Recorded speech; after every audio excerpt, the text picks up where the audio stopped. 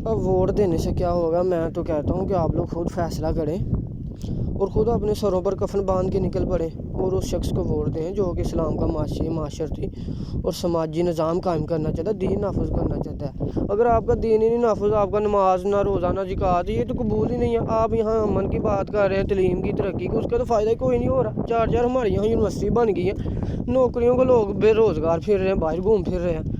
तो जब तक दीन नाफिज नहीं है आपके, तो ना नमाज ना रोज़ा ना ज़कात आपका कबूल ही नहीं है। ये जो जुज़वी अतायत होगी, ये जुज़वी अतायत तो अल्लाह को कबूल ही नहीं है।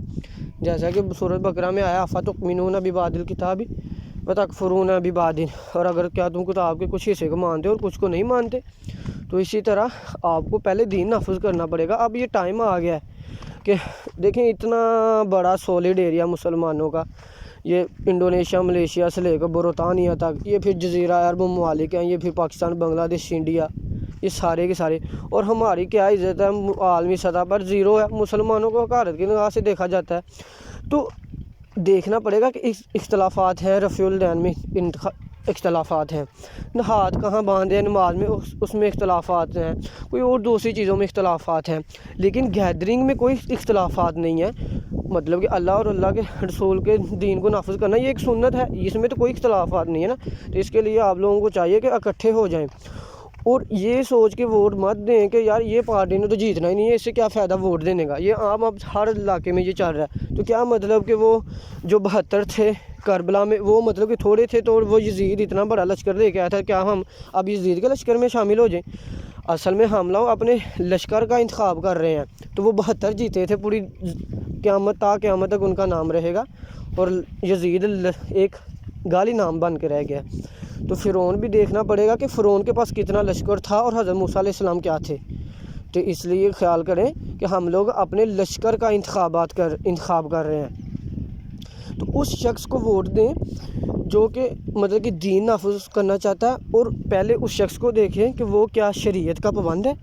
फिर उसकी पार्टी की तरफ देखें कि आया कि उसके दस्तूर में या मंशूर में कोई इस्लाम के ख़िलाफ़ कोई चीज़ तो नहीं है, कि क्या वो सूदखोर है, क्या वो पार्टी सूदखोर है, क्या वो ख़त्म नबूवत पर उन्होंने डाके डाले हुए हैं, क्या उन्होंने चोरियाँ की हुई हैं।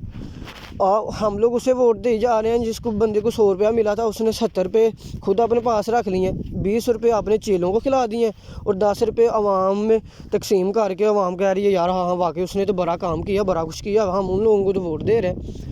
तो खुदा के बंदे, असल में ये आपका एक इमानत है अल्लाह की तरफ से। ये पूछा जाएगा, अल्लाह ने पूछना कि आपने आया कि दुनिया में रहते हुए यजीद का इंतखाब किया, या फिर आपने इमाम हुसैन अलैहिस्सलाम का इंतखाब किया, या 72 में शामिल हुए, या फिर जो लौ लश्कर था उसमें शामिल हुए। तो अब भी टाइम है, तो पहले सोच समझ के फ़ैसला करें, और इससे पहले खुद निकलें अपने घर में, अपने मोहल्ले में, गली में, मोहल्ले में, बाज़ार में, गांव में, शहर में, खुद दीन नाफिज करें, खुद निकलें इसके लिए।